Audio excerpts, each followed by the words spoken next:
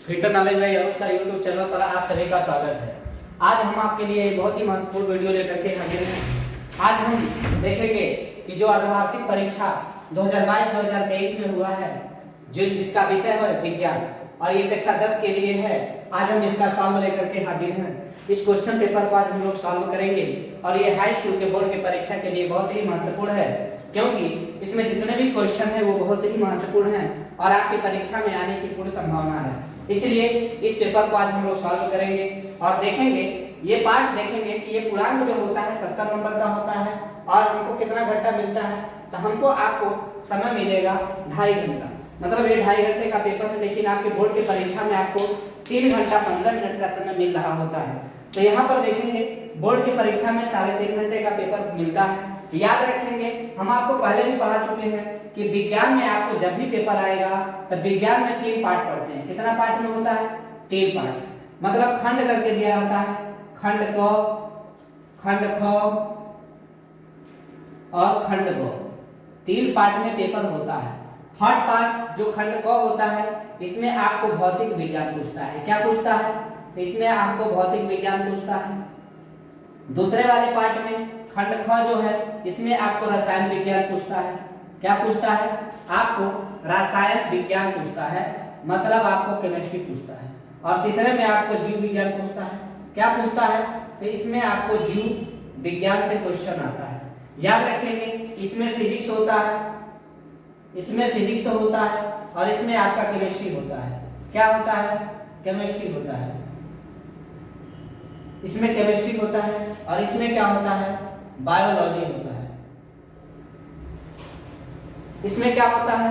याद रखेंगे 3 पार्ट में आपका पेपर होगा, फिजिक्स, केमिस्ट्री, बायोलॉजी। 3 खंड में पेपर होता है। याद रखेंगे, हम आपको ये भी बता दे रहे हैं कि पेपर में कितना नंबर आएगा। इससे आपके पेपर में 25 नंबर आ रहा होता है, इसमें से आपके पेपर में 25 नंबर आ रहा होता है और यहाँ से आपके पेपर में टोटल 20 नंबर आता है। अगर तीनों को मिलाएंगे तो जो हमारा टोटल नंबर बनेगा, टोटल जो नंबर बनेगा आपका, ये बनेगा आपका 70 नंबर। कितना बनेगा? 70। 25 25 50, 50 में 20 जोड़ देंगे तो 70 नंबर। याद रखेंगे, भौतिक विज्ञान से, भौतिक विज्ञान में आपका 25 नंबर, केमिस्ट्री में 20 नंबर और आपका बायोलॉजी में कितना नंबर होता है? 25 नंबर होता है। टोटल मिला जुला के आपका 70 नंबर का परीक्षा होगा। ये बोर्ड के हिसाब के लिए जो बोर्ड में सिलेबस निर्धारित है, जितना सिलेबस जितना पार्ट में निर्धारित है वो हमने आपको बताया। आज हम जो चर्चा करेंगे, आज हम चर्चा करेंगे आपके फिजिक्स का। किसका चर्चा करेंगे? भौतिक विज्ञान का पूर्णतः चर्चा करेंगे। ये जो पेपर है आपको 2 खंडों में विभाजित है। ये पेपर जो है आपको 2 खंड में मिलेगा। इसको हम 2 बार इसको सॉल्व कराएंगे। आज हम फिजिक्स कर लेंगे, दूसरे दिन हम आपको केमिस्ट्री और बायोलॉजी करा देंगे। क्या कराएंगे? केमिस्ट्री और बायोलॉजी करा देंगे। चलिए तो शुरू करते हैं आज का अपना पेपर लेकर के।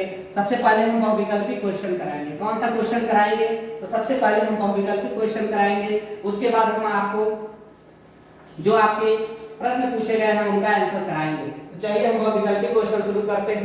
पहला क्वेश्चन दिया है कि रासायनिक अभिक्रिया, रासायनिक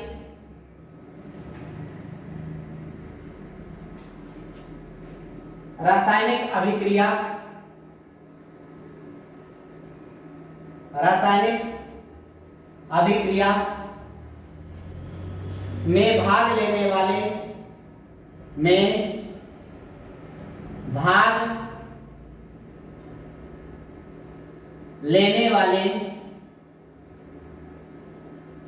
रासायनिक अभिक्रिया में भाग लेने वाले पदार्थों को कहते हैं। विकल्प क्या दिया है? पहला विकल्प दिया है अभिकारक, पहला विकल्प है अभिकारक, दूसरा विकल्प है उत्पाद और तीसरा जो हमारा कुछ विकल्प दिया है वो दिया है ऑक्सीकरण,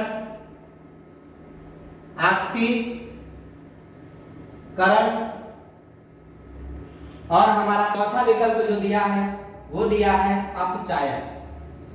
क्या दिया है? ये दिया है अपचायक। बहुत ही आसान सा क्वेश्चन है। क्वेश्चन कहा है कि रासायनिक अभिक्रिया में भाग लेने वाले पदार्थ को क्या कहते हैं। रासायनिक अभिक्रिया में जो पदार्थ भाग लेते हैं उनको क्या कहते हैं। याद रखेंगे, रासायनिक अभिक्रिया में जो पदार्थ भाग लेते हैं उसको हम लोग अभिकारक कहते हैं। क्या कहते हैं? उसको हम लोग अभिकारक कहते हैं। और रासायनिक अभिक्रिया होने के बाद से जो पदार्थ बन रहा होता है उसको हम लोग क्या कहते हैं? उत्पाद कहते हैं। यह हम अभिक्रिया से समझ लेंगे। जैसे मान लीजिए कोई रासायनिक समीकरण हो रहा है, जैसे Na है, इसमें हम Cl मिला रहा है, इसको अगर यह अभिक्रिया कर रहा है और हमारा बन रहा है क्या? NaCl बन रहा है। Na प्लस में Cl मिलकर के NaCl बन रहा है। तो ये जो पार्ट है, इस वाले पार्ट को हम क्या कहेंगे? इसको कहते हैं अभिकारक। क्या कहते हैं? अभिकारक। मतलब तीर के जो तीर बना होता है, इस तीर के पूंछ के साइड वाला जो होता है, कौन सा साइड वाला? तो पूंछ के साइड वाला जो होता है उसको हम लोग अभिकारक कहते हैं। और इसके तीर के जो साइड वाला होता है, मतलब जो सिर के साइड वाला होता है, उसको हम लोग उत्पाद कहते हैं। क्या कहते हैं? उसको हम लोग उत्पाद कहते हैं। इसको हम लोग अभिकारक कहते हैं, इसको हम लोग उत्पाद कहते हैं। अब चलेंगे क्वेश्चन नंबर दूसरे पर। कौन सा क्वेश्चन नंबर है? क्वेश्चन नंबर दूसरा है। पहला हमने देख लिया, पहले का आंसर, पहला विकल्प सही है, अभिकारक। कौन सा सही है? अभिकारक। अब देखेंगे क्वेश्चन नंबर दूसरा क्या कहता है। क्वेश्चन नंबर दूसरा हमारा है कि खाने का सोडा का रासायनिक सूत्र। देखिए बहुत ही आसान सा क्वेश्चन पूछा है, लिखा है कि खाने का सोडा,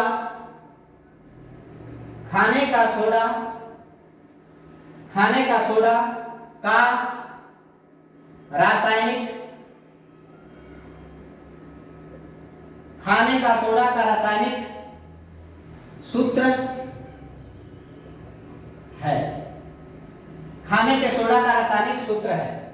ऑप्शन देखेंगे, पहला ऑप्शन है Na2CO3, दूसरा ऑप्शन बनाया है NaHCO3, तीसरा ऑप्शन बनाया है NaCl और चौथा ऑप्शन है NH2Cl। चार ऑप्शन इन्होंने बताया है कि खाने का सोडा का रासायनिक सूत्र क्या है। तो याद रखेंगे, खाने के सोडा को हम लोग क्या कहते हैं? इसको हम लोग बेकिंग सोडा भी कहते हैं। तो इसका जो सूत्र होता है खाने के सोडा का, ये होता है हमारा NaHCO3। क्या होता है? NaHCO3। इसी को हम लोग सोडियम बाइकार्बोनेट भी कहते हैं। इसको हम लोग क्या कहते हैं? तो इसको हम सोडियम बाइकार्बोनेट भी कहते हैं। याद रखेंगे, तीन चीज यहाँ पर हम आपको लिखा दे रहे हैं, याद रखिएगा। एक होता है खाने का सोडा, क्या होता है? एक होता है हमारा खाने का सोडा, एक होता है हमारा धोने का सोडा। क्या होता है? धोने का सोडा। और तीसरा क्या होता है? तीसरा होता है हमारा, याद रखेंगे, इसको याद रख लेंगे, ये हमारा होता है NaHCO3 और इसका सूत्र होता है Na2CO3। याद रखेंगे, ये हमारा है खाने का सोडा NaHCO3, धोने का सोडा Na2CO3। एक और हमारा होता है जिसको हम लोग कहते हैं नमक। क्या कहते हैं? नमक। इसका भी सूत्र हम याद रखेंगे, ये होता है हमारा NaCl। क्या होता है? NaCl होता है। याद रखेंगे, इसको हम लोग क्या कहते हैं? इसको हम लोग सोडियम बाइकार्बोनेट भी कहते हैं। क्या कहते हैं? Sodium bicarbonate. ये इसका रासायनिक नाम है सोडियम बाइकार्बोनेट और इसका नाम होता है सोडियम कार्बोनेट। क्या होता है? Sodium carbonate. एक हमारा है सोडियम बाइकार्बोनेट और एक हमारा सोडियम कार्बोनेट। बहुत ही महत्वपूर्ण होता है क्योंकि आपकी कंपटीशन के भी परीक्षा में ये बार-बार क्वेश्चन पूछ रहा होता है। खाने के सोडा का सूत्र NaHCO3, धोने के सोडा का सूत्र जो होता है Na2CO3 होता है। एक हमारा होता है ब्लीचिंग पाउडर। क्या होता है? ब्लीचिंग पाउडर, उसका भी हम लोग देख लेते हैं। ब्लीचिंग पाउडर, ब्लीचिंग पाउडर, इसका जो सूत्र होता है ये होता है हमारा CaOCl2। क्या होता है? CaOCl2। इसको हम लोग कहते हैं ब्लीचिंग पाउडर। क्या कहते हैं? CaOCl2। ये हमारा होता है ब्लीचिंग पाउडर। यहीं पे दो चार तीन बात और लिख लेंगे, बहुत ही महत्वपूर्ण बात है, देख लेंगे। दो तीन चीज और होता है। एक होता है हमारा बुझा हुआ चूना। क्या होता है? बुझा हुआ चूना। बुझा हुआ चूना का जो सूत्र होता है वो होता है हमारा CaO। क्या होता है? बुझा हुआ चूना का सूत्र होता है CaO, कैल्शियम ऑक्साइड। दूसरा होता है बिना बुझा चूना। बिना बुझा चूना, ये हमारा क्या होता है? CaOH का होल ट्वाइस। CaOH का होल ट्वाइस, ये हमारा होता है बुझा हुआ, बिना बुझा चूना, और एक होता है बुझा हुआ चूना। याद रखेंगे CaO कैल्शियम हाइड्रोक्साइड, ये कैल्शियम ऑक्साइड और ये कैल्शियम हाइड्रोक्साइड। किसको क्या कहते हैं? बिना बुझा चूना कहते हैं। क्या कहते हैं?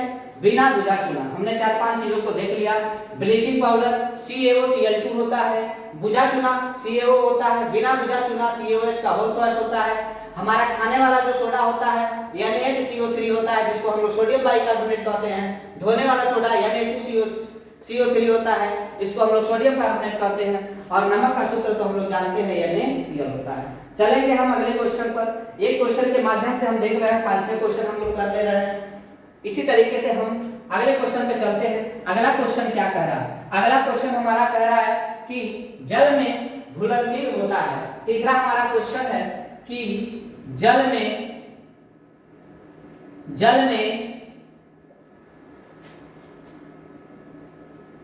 घुलनशील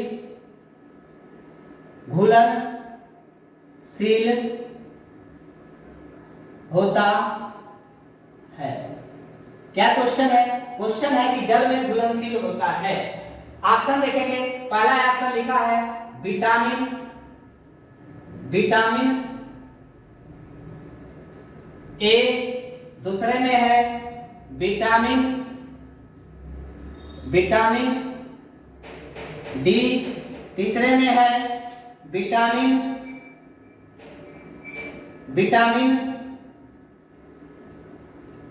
सी, विटामिन के, तीसरे में है विटामिन के, और चौथा ऑप्शन जो बनाया है वो है हमारा विटामिन सी। क्या है? Vitamin C. चलिए तो हम देख लेते हैं। पूछा है कि जल में घुलनशील होने वाला विटामिन कौन सा है। तो याद रखेंगे इसका बहुत सी अच्छी ट्रिक है कि भैंस गई पानी में। भैंस गई पानी में मतलब भैंस से याद रखेंगे, भैंस गई पानी में, मतलब भैंस कहां गई? भैंस गई पानी में। बी का मतलब बी, भैंस बी का मतलब बी, एस का सी, सौ है तो एस का मतलब सी, मतलब बी और सी जो विटामिन होते हैं, कौन से? बी और सी जो विटामिन होते हैं ये किसमें घुलते हैं? तो पानी में घुलते हैं। क्या होते हैं? पानी में घुलते। याद रखेंगे बी और सी जो विटामिन होता है, भैंस गई पानी में। बी का मतलब भ है तो बी हो जाएगा, सौ है तो सी हो जाएगा। भैंस गई पानी में, तो पानी में घुलने वाला विटामिन बी सी होता है। इसलिए हमारा जो इसका करेक्ट आंसर सही होगा वो होगा विटामिन नंबर सी। कौन होगा? Vitamin number C. एक बात और याद रखेंगे, इन दोनों के अलावा जो और विटामिन होते हैं, जैसे विटामिन ए हो गया, विटामिन के हो गया, विटामिन डी हो गया, विटामिन ई हो गया, ये सारे विटामिन जो होते हैं ये सारे को लिख लेंगे वसा में घुलनशील। क्या लिखेंगे? इसको लिखेंगे हम लोग वसा में घुलनशील। क्या होते हैं ये? वसा में घुलनशील होते हैं। ए, के, डी और ई, ये सारे विटामिन जो हैं ये हमारे वसा में घुलनशील हैं। याद रखेंगे हमसे पूछा था जल में घुलनशील होता है vitamin A, vitamin D, vitamin के, विटामिन सी। तो याद रखेंगे वसा में घुलनशील जो होता है वो हमारा ए, के, डी और ई होता है, और बी और सी जो होता है ये पानी में घुलनशील होता है। इसलिए हमारा जो इसका करेक्ट आंसर सही होगा वो होगा option number D, vitamin C. चलेंगे विटामिन के बारे में थोड़ा सा बात देख लेंगे कि विटामिन होता क्या है। चलिए विटामिन के बारे में थोड़ा महत्वपूर्ण जानकारी कि विटामिन जो होता है टोटल हमें 5 विटामिन पढ़ना है। ए पढ़ना है, बी पढ़ना है, सी पढ़ना है, डी पढ़ना है, ई पढ़ना है। याद रखेंगे विटामिन ए कभी कभी क्या करता है आपसे इसका रासायनिक नाम पूछ लेता है। विटामिन का क्या पूछेगा? रासायनिक नाम पूछ लेगा। तो याद रखेंगे इनका रासायनिक नाम जो होता है बत का ए का जो होता है विटामिन ए का रेटिनॉल होता है। क्या होता है? रेटिनॉल। बी का क्या होता है? थायमीन। थायमीन। विटामिन सी का क्या होता है? Ascorbic acid. एस्कॉर्बिक अम्ल। एस्कॉर्बिक अम्ल। रथ पर एक, इसको कहते हैं रथ पर एक टाफी, टोकोफेराल। इसको क्या कहते हैं? टोकोफेराल। और जो के होता है इसका जो रासायनिक नाम होता है कैल्सीफेराल। क्या होता है? कैल्सीफेराल। याद रखेंगे इनका रासायनिक नाम क्या होता है। पूछेगा आपसे विटामिन ए का रासायनिक नाम रेटिनॉल, विटामिन बी का थायमीन, विटामिन सी का एस्कॉर्बिक अम्ल, विटामिन डी का टोकोफेराल, विटामिन ई का कैल्सीफेराल। सर इसको याद कैसे रखेंगे? तो बहुत आसान सा ट्रिक है, रथ पर एक टाफी। कैसे जी? रथ पर एक टाफी। बहुत ही आसान सा है। देखिए कैसे याद रखेंगे? र का मतलब रेटिनॉल, थ का मतलब थायमीन, पर को छोड़ देंगे, ए का मतलब एस्कॉर्बिक एसिड, क का मतलब कैल्सीफेराल, ट का मतलब क्या होता है? टोकोफेराल। याद रखेंगे हमारा बहुत ही आसान सा ट्रिक है, रेटिनॉल, थायमीन, एस्कॉर्बिक अम्ल, टोकोफेराल और कैल्सीफेराल। चलेंगे और एक चीज और याद रखना है, विटामिन ए की कमी से कौन सा रोग होता है? तो विटामिन ए की कमी से जो होता है ये हमारा रतौंधी होता है। ये हम रोग देख रहे हैं। क्या देख रहे हैं? रोग। तो विटामिन ए की कमी से रतौंधी। विटामिन बी की कमी से क्या होता है? विटामिन बी की कमी से वेरी वेरी होता है, वेरी वेरी। विटामिन सी की कमी से क्या होता है? तो ये हमारा क्या होता है? ये मसूड़ों से खून आता है। क्या होता है? मसूड़ों से खून आना। विटामिन डी से क्या होता है? विटामिन डी की कमी से जो होता है वो होता है हमारा क्या बोलते हैं? Vitamin D. विटामिन डी का याद रखेंगे कि इसमें जो होता है हड्डियां टेढ़ी हो जाती हैं। क्या होती हैं? हड्डियां, या इसी को रिकेटस कहते हैं। याद रखेंगे क्या कहते हैं? रिकेटस। रिकेटस।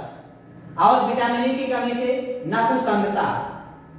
नपुंसकता। बहुत ही आसान सा है। विटामिन ए से रतौंधी, विटामिन बी से वेरी वेरी, विटामिन सी से अस्कर्वी भी कहते हैं। जो मसूड़ों से खून आता है उसको हम लोग कहते हैं अस्कर्वी। क्या कहते हैं? अस्कर्वी। इस बीमारी का नाम अस्कर्वी होता है। रतौंधी विटामिन ए, विटामिन बी से वेरी वेरी, विटामिन सी से अस्कर्वी, विटामिन डी से रिकेटस, विटामिन ई से नपुंसकता होता है। ये 5 बीमारी हमने 5 विटामिनों की कमी से देखा। याद रखेंगे इसमें कभी कभी क्या करता है, आपसे क्वेश्चन पूछ देगा कि विटामिन ए सबसे ज्यादा किसमें मिलता है। तब विटामिन ए जो होता है सबसे ज्यादा किसमें मिलता है? तब विटामिन ए सबसे ज्यादा मिलता है गाजर में। किसमें मिलता है? विटामिन ए जो होता है सबसे ज्यादा गाजर में। विटामिन बी जो होता है याद रखेंगे विटामिन, इसका मुख्य स्रोत हमारा गाजर होता है। इसका विटामिन बी का जो होता है ये हमारा होता है साग सब्जी। और विटामिन सी जो होता है ये हमारा क्या होता है? तो संतरा में। चाहे आंवला लिख लेंगे, सबसे आसान क्या होता है? आंवला। आंवला में विटामिन सी सबसे ज्यादा होता है। विटामिन बी जो होता है ये होता है धूप में। किसमें होता है? तो धूप में। अच्छा बेटा ये सारा याद रखेंगे, विटामिन ए का ज्यादा पूछता है और विटामिन सी का भी ज्यादा पूछता है। तो गाजर और विटामिन सी का क्या रखेंगे? आंवला। याद रखेंगे रतौंधी, वेरी वेरी, मसूड़ों से खून आना और आपका रिकेटस, और याद रखेंगे नपुंसकता। चलेंगे अगले क्वेश्चन पे। अगला क्वेश्चन क्या करता है? क्वेश्चन नंबर हमारा है चौथा। कौन सा क्वेश्चन है? क्वेश्चन नंबर 4 है।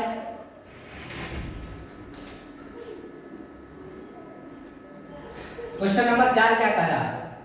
4 कह रहा है 2 तंत्रिका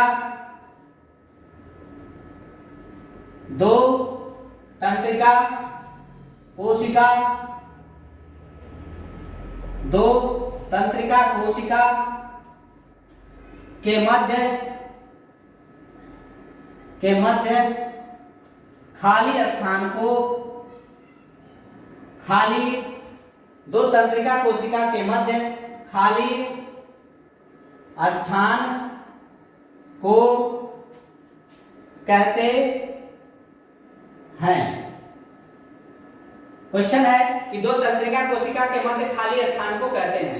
देखेंगे ऑप्शन क्या दिया है। पहला ऑप्शन दिया है दूमिका। पहला ऑप्शन क्या है, ये हमारा दूमिका।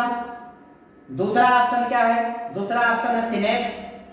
क्या है, सिनेप्स है। और तीसरा ऑप्शन जो है ये है हमारा एक्सान, एक्सान। और चौथा ऑप्शन जो है वो है हमारा आवेग। क्या है, चौथा ऑप्शन है हमारा आवेग। देखेंगे कि दो तंत्रिका कोशिका के मध्य जो खाली स्थान होता है उसको क्या कहते हैं, तो उसका जो आंसर होगा वो होगा सिनेप्स।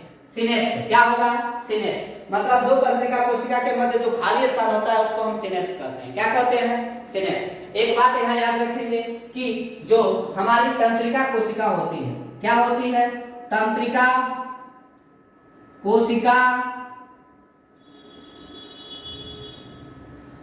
की इकाई। आपसे क्वेश्चन पूछेगा कि तंत्रिका कोशिका की इकाई क्या होती है, तो याद रखेंगे तंत्रिका कोशिका की इकाई जो होती है ये हमारी न्यूरॉन होती है। क्या याद रखेंगे कि तंत्रिका कोशिका की जो इकाई होती है ये न्यूरॉन होती है। और आपसे पूछेगा कि किडनी, किडनी की इकाई, मतलब जो किडनी की कोशिका होती है उसकी इकाई क्या होती है, तो इसको याद रखेंगे नेफ्रॉन होती है।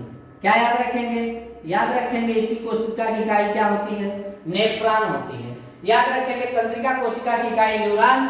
और याद रखेंगे किडनी की इकाई जो होती है, किडनी की कोशिका की वो हम कहते हैं नेफ्रॉन। एक बात और यहाँ याद रखेंगे कि सबसे लंबी कोशिका, सबसे लंबी कोशिका, सबसे लंबी कोशिका किसकी होती है, सबसे लंबी कोशिका जो होती है इसका भी आंसर होगा न्यूरॉन।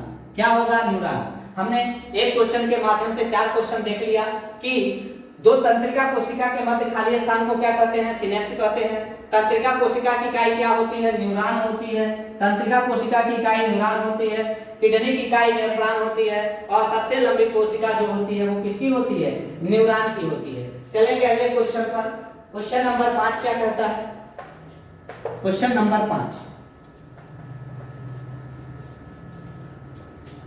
क्वेश्चन नंबर 5 है हमारा, पादप में जाइलम उत्तरदायी होता है। पादप में जाइलम, पादप में जाइलम उत्तरदायी है, उत्तरदायी है। पूछा है कि पादप में जाइलम उत्तरदायी है। ऑप्शन क्या बनाया है, पहला बनाया है जल का वहन। पहला क्या बनाया है, ये बनाया है जल का वहन। दूसरा ऑप्शन बनाया है भोजन का वहन, भोजन का वहन। तीसरा में बनाया है, तीसरा विकल्प जो है वो है ऑक्सीजन का वहन, ऑक्सीजन का वहन।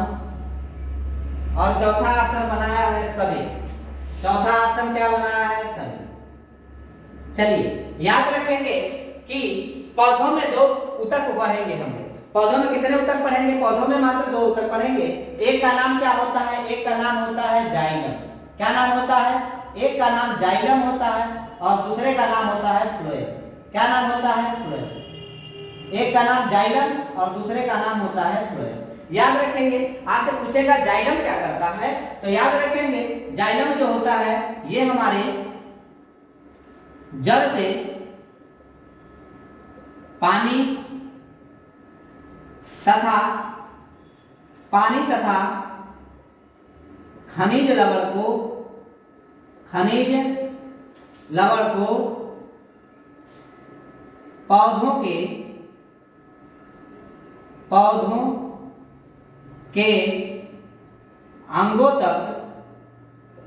अंगों तक पहुंचाता है, बहुत ही आसान सा चीज है। देखिए कि जाइलम क्या होता है, तो जाइलम जड़ से पानी तथा खनिज लवण को पौधों के अंगों तक पहुंचाता है। मतलब जड़ पौधा है तो उसके जड़ से पानी और खनिज लवण को पौधों के विभिन्न अंगों तक पहुंचाने का काम कौन करता है, जाइलम करता है। ये ऐसा ऊतक होता है कि जो जड़ से पानी तथा खनिज लवण को पौधों के अंगों तक पहुंचाएगा। अब हम फ्लोएम को देखेंगे। फ्लोएम क्या करता है, तो फ्लोएम जो होता है पत्तियों से बने पत्तियों में बने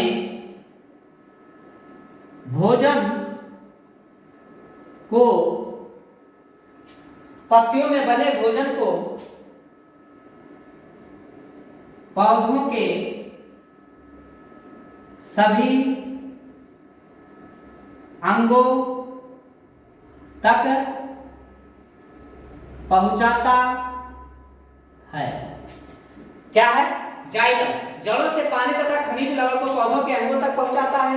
फ्लोएम पत्तियों में बने भोजन को पौधों के सभी अंगों तक पहुंचाता है। मात्र दो ही चीज पढ़ना है, आपके एग्जाम के लिए बहुत ही महत्वपूर्ण है।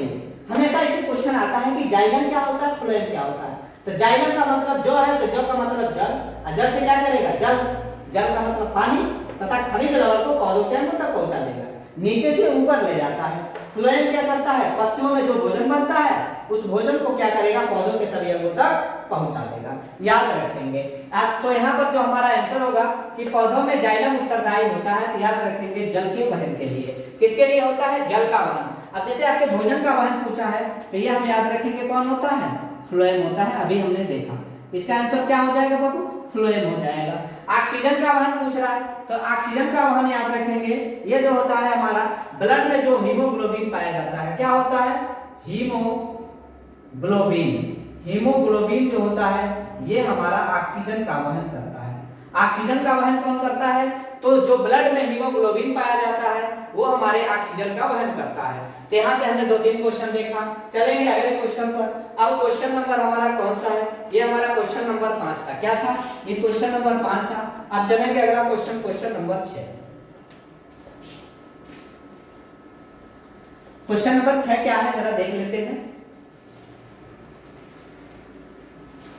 क्वेश्चन नंबर 6 है हमारा कि अम्लीय विलयन का पीएच मान है। 6वां नंबर क्वेश्चन है कि अम्लीय विलयन का पीएच मान है। क्वेश्चन पूछा है कि अम्लीय विलयन का पीएच मान है। पहला ऑप्शन है 7 से कम, दूसरा ऑप्शन है 7, तीसरा ऑप्शन है 7 से अधिक, और चौथा ऑप्शन है 0। क्या है, 0। चलिए देख लेते हैं कि अम्लीय विलयन का पीएच मान क्या होता है। तो हम देखेंगे दो चीज होता है, एक होता है हमारा अम्ल, क्या होता है, अम्ल, और एक होता है हमारा क्षार। क्या होता है, क्षार। आपसे क्वेश्चन पूछेगा कि अम्ल किसे कहते हैं, तो याद रखेंगे कि जो स्वाद में खट्टे या जो हाइड्रोजन प्लस आयन देते हैं, जो स्वाद में खट्टे हो या जो हाइड्रोजन प्लस आयन देते हैं उन्हें अम्ल कहते हैं। उन्हें क्या कहते हैं, उन्हें अम्ल कहते। जैसे HCl, H2SO4, ये सारे क्या है हमारे, ये सारे अम्ल हैं। जो स्वाद में खट्टे हो या जो हाइड्रोजन आयन देते हैं उन्हें हम क्या कहते हैं, अम्ल कहते हैं। जैसे HCl हो गया, H2SO4 हो गया। क्षार किसे कहते हैं, तो याद रखेंगे कि जो स्वाद में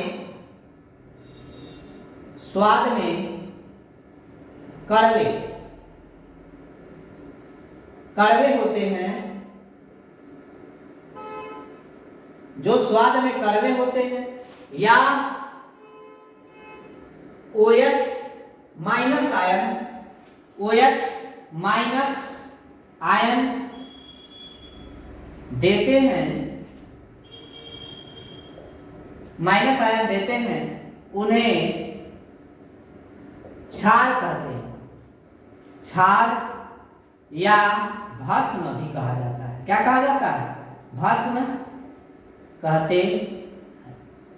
जैसे हमारा Na क्या हो गया? NaOH हमारा क्या हो गया? NaOH। इसी तरह से आप पढ़ सकते हैं CaOH का होल ट्वाइस, CaOH का होल ट्वाइस। ये क्या है? तो ये सारा जो है हमारा क्षार है। क्या है? क्षार है। अम्ल देखा हमने कि जो स्वाद में खट्टे हो या जो H+ आयन देते हैं उन्हें अम्ल कहते हैं, जैसे HCl H2SO4। क्षार किसे कहते हैं? जो स्वाद में कड़वे होते हैं या OH माइनस आयन देते हैं उन्हें क्षार या भस्म कहते हैं, जैसे NaOH और CaOH का होल ट्वाइस। एक चीज और आता है यहाँ पर निकालकर कि जो हमारा पूछा है कि अम्लीय विलयन का पीएच मान क्या होता है। तो याद रखेंगे कि ये पीएच वैल्यू क्या होता है, मतलब ये पीएच स्केल क्या होता है या पीएच मान निकालते कैसे हैं। तो याद रखेंगे एक पीएच स्केल होता है। क्या होता है? याद रखेंगे उसका नाम क्या है? PH scale. क्या नाम है? PH scale. सर ये पीएच स्केल क्या होता है? मतलब एक पैमाना बनाया गया। क्या बनाया गया? एक पैमाना बनाया गया। इस पैमाने पे यहाँ 0 और यहाँ 7 और यहाँ कितना रखा गया? यहाँ रखा गया 14। याद रखेंगे पीएच पैमाने पर 0 से लगाए 14 तक खाना बना होता है। कितना खाना बना होता है? 0 से 14 तक खाना बना होता है। ये 0 से 7 तक क्या कहते हैं? ये 0 से 7 तक जो है इसको हम लोग अम्ल बोला जाता है। क्या बोलते हैं? अम्ल। कहने का मतलब 0 से ज्यादा 7 से कम अम्ल कहलाता है और 7 से ज्यादा 14 से कम क्या होता है? इसको हम लोग क्षार कहते हैं। क्या कहते हैं? हम लोग क्षार कहते हैं। 0 से 7 तक अम्ल होता है और 7 से 14 तक जो होता है ये क्षार होता है। चलेंगे तो देखोगे कि ये जो अम्ल होता है ये मतलब 7 से कम होता है। 7 पे क्या होता है? तो 7 पे हमारा उदासीन होता है। क्या होता है? अगर जिसका मान वैल्यू 7 रहेगा पीएच वैल्यू उसको हम लोग उदासीन कहते हैं और 0 से ज्यादा और 7 से जो कम होता है उसको अम्ल कहते हैं, 7 से ज्यादा वाले को क्षार कहते हैं। तो जो हमारा आंसर जाएगा वो जाएगा 7 से कम, क्योंकि हमको अम्ल के बारे में पूछा है। तो अम्ल जो होता है वो 7 से कम होता है और क्षार जो होता है वो 7 से ज्यादा होता है। आपसे क्वेश्चन आएगा कि ये बताइए कि आपका जो ब्लड होता है, मतलब जो हम लोग का ब्लड होता है या हम लोग का जो खून होता है इसका पीएच वैल्यू कितना होता है? तो इसका पीएच वैल्यू जो होता है ये 7 कितना होता है?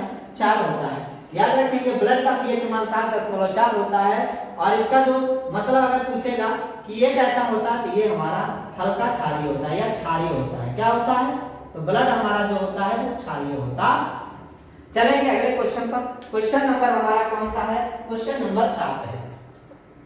6 क्वेश्चन हमने देख लिया, अब चलेंगे क्वेश्चन नंबर 7 पे। एक क्वेश्चन के माध्यम से हम आपको कई क्वेश्चन करा दे रहे हैं क्योंकि आपकी परीक्षा के दृष्टिकोण से बहुत ही महत्वपूर्ण है। ये वीडियो आपको 3 पार्ट में मिलेगा। आज हम बहुविकल्पी क्वेश्चन कराएंगे, इसके बाद कल हम आपको लघुत्तरी प्रश्न, उसके बाद हम दीर्घोत्तरी प्रश्न कराएंगे। तो देखेंगे अगला नंबर क्वेश्चन। क्वेश्चन नंबर हमारा 7 है। क्या कह रहा है कि आलू चिप्स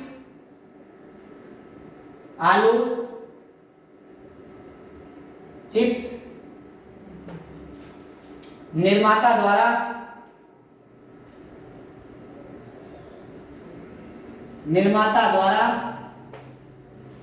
चिप्स के पैकेट में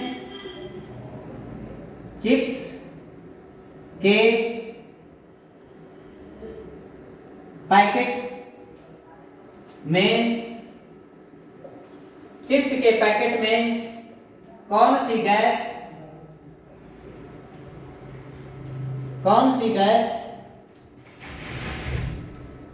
भरी जाती है?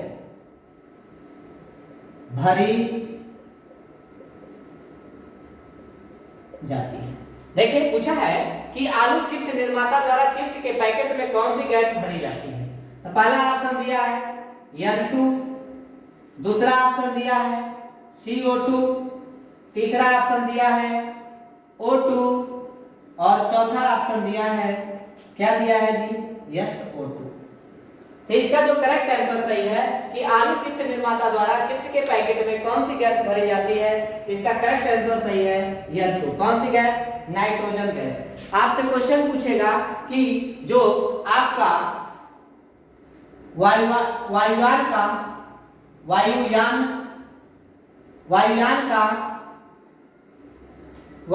का टायर, वायुयान के टायर में कौन सी गैस भरी जाती है। याद रखिएगा, वायुयान के टायर में कौन सी गैस भरी जाती है, तो इसका भी करेक्ट आंसर जो सही है वो है हमारा नाइट्रोजन। कौन सी गैस है, तो वो है हमारा नाइट्रोजन। याद रखेंगे। चलेंगे अगले क्वेश्चन पर। क्वेश्चन नंबर हमारा कौन सा है, तो क्वेश्चन नंबर हमारा 8 है। 8 नंबर क्वेश्चन देखेंगे क्या कहता है। क्वेश्चन नंबर 8,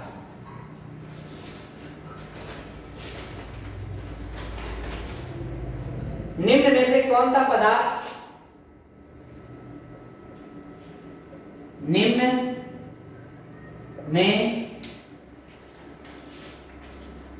में से कौन सा पदार्थ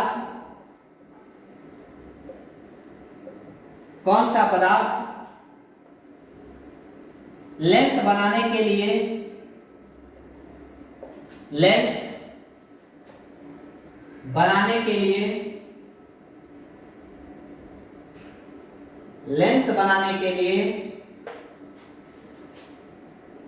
प्रयुक्त नहीं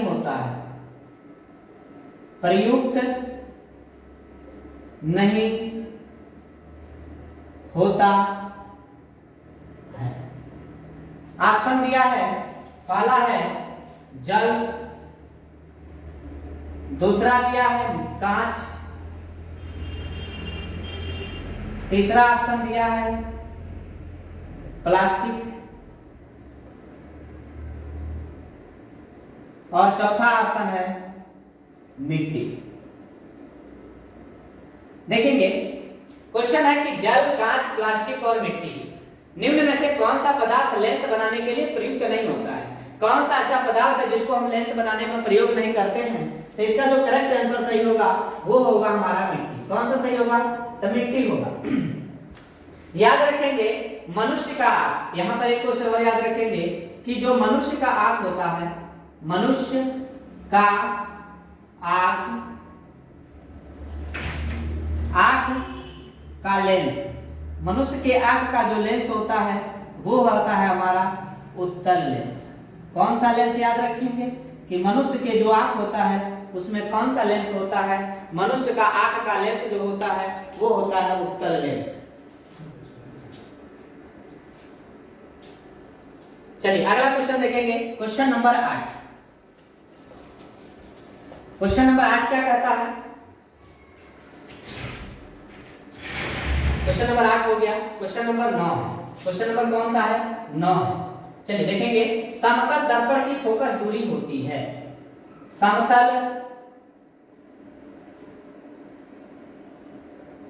दर्पण